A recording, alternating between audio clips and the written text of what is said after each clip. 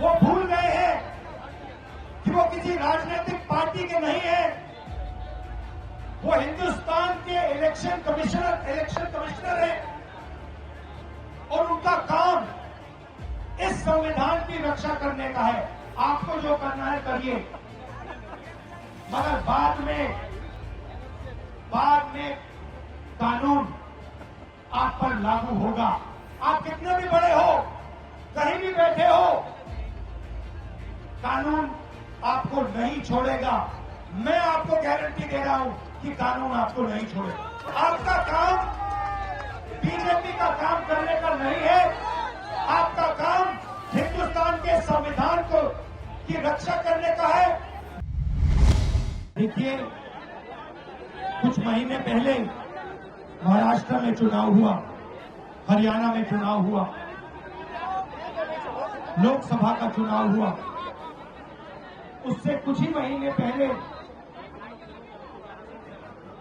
लोकसभा के चुनाव के कुछ ही देर बाद महाराष्ट्र और हरियाणा में विधानसभा का चुनाव हुआ।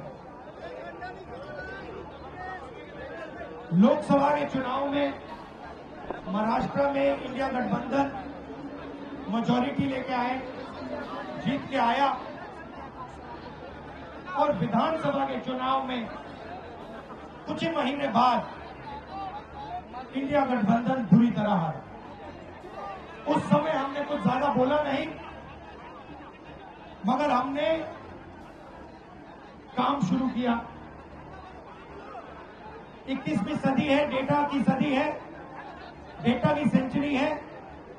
हमने डेटा देखना शुरू किया और जैसे ही हमने डेटा देखना शुरू किया, हमें पता लगा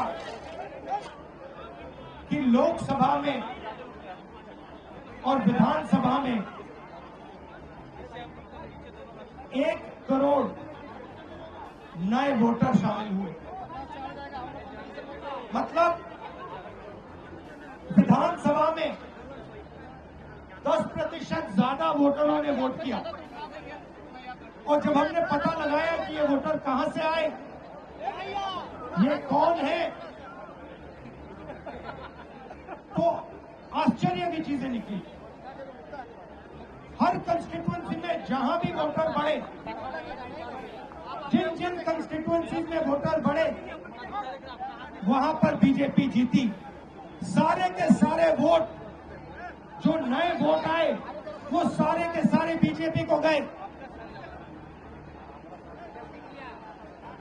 एक बिल्डिंग में 4000 5000 वोटर रजिस्टर हुए। गरीबों के वोट काटे गए। और जब हमने इलेक्शन कमीशन से कहा कि आप हमें वोटर लिस्ट दीजिए, आप हमें वीडियोग्राफी, जो हर पोलिंग बूथ में वीडियो लगा हुआ है, वो दीजिए, इलेक्शन कमीशन बिल्कुल शांत हो गया, चुप हो गया, एक शब्द नहीं कहा।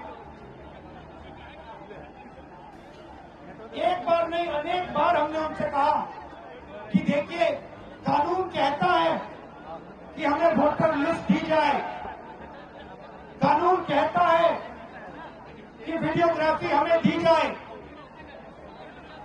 आज तक महाराष्ट्र की वोटर लिस्ट हमें नहीं मिली।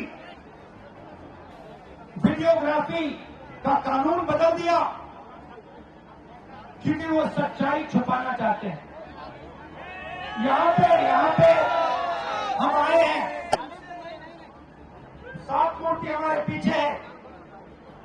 यहां लोग शहीद हुए, संविधान के लिए शहीद हुए, और संविधान में लिखा है कि हिंदुस्तान के हर नागरिक को, चाहे वो किसी भी जात का हो, किसी भी धर्म का हो, हर नागरिक को एक वोट मिलना चाहिए। इलेक्शन कमीशन, मैं आपको साफ बोल रहा हूं, और आप जानते हो, मैं बिना बात को समझे, बिना गहराई में जाकर मैं नहीं बोलता हूं। मैं हिंदुस्तान की जनता को और बिहार की जनता को कि महाराष्ट्र का चुनाव चोरी किया गया था और जैसे महाराष्ट्र का चुनाव चोरी किया गया था वैसे ही बिहार का चुनाव चोरी करने की कोशिश की जा रही है। देखिए, उन्हें पता लग गया कि हमने महाराष्ट्र मॉडल समझ लिया है, इसीलिए वो हम नया बिहार मॉडल लाए हैं। और मैं आपको साफ बताना चाहता हूं कि ये गरीबों का वोट छीनने का तरीका है। ये और मगर ये इन लोगों को मालूम नहीं है कि ये बिहार है। ये बात समझे नहीं है, ये बिहार है और बिहार की जनता ये कभी नहीं होने देगी। हमारे लोग इलेक्शन कमिश्नर से जाके मिले, मैं नहीं था मगर सारे नेता गए और मैंने इनसे पूछा आपको क्या लगा, और सारे के सारों ने कहा कि इलेक्शन कमिश्नर बीजेपी और आरएसएस जैसे बात कर रहे हैं। वो भूल गए हैं कि वो किसी राजनीतिक पार्टी के नहीं है, वो हिंदुस्तान के इलेक्शन कमिश्नर है और उनका काम इस संविधान की रक्षा करने का है। और मैं यहां से क्लियर मैसेज देना चाहता हूं, आपको जो करना है करिए, मगर बाद में कानून आप पर लागू होगा। भूलिए मत, आप कितने भी बड़े हो, कहीं भी बैठे हो, कानून आपको नहीं छोड़ेगा। मैं आपको गारंटी दे रहा हूं कि कानून आपको नहीं छोड़ेगा।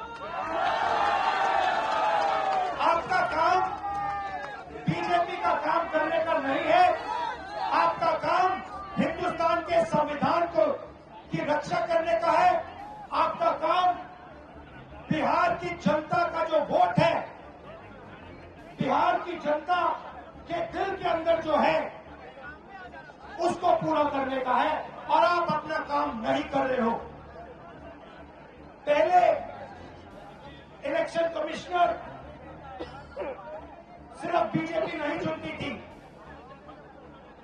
पहले इलेक्शन कमिश्नर को बीजेपी, ऑपोजिशन पार्टी और जो हमारे चीफ जस्टिस हैं जिन्होंने मांग की कि हमें बैठने दो, हमें इलेक्शन कमिश्नर चुनने दो, उनको बाहर भेज दिया, उनको कमरे के अंदर आने नहीं दिया और हमें भी साफ कह दिया कि भैया यही नाम है, ये बीजेपी के नॉमिनेटेड इलेक्शन कमिश्नर हैं। ये देश की सच्चाई है और मैं बिहार के युवा से कहना चाहता हूं, ये सिर्फ आपसे वोट चोरी नहीं हो रहा है, ये आपका भविष्य चोरी हो रहा है। आपसे आपका हक जो बनता है, जो रोजगार है, आपका धन है, ये सब आपसे चोरी किया जाएगा। ये चोरी नहीं होने देनी, और आपको बिहार के युवा को ये चोरी नहीं होने देनी है। और पूरा का पूरा इंडिया गठबंधन आपके साथ खड़ा है और हम ये चोरी कभी नहीं होने देंगे। आप सबका दिल से मैं धन्यवाद करता हूं, जो सीनियर नेता आए हैं इंडिया गठबंधन के, आपका धन्यवाद करता हूं, और जो यहाँ भीड़ आई है आपका भी दिल से धन्यवाद करता हूं। धन्यवाद, नमस्कार, जय हिंद, जय संविधान।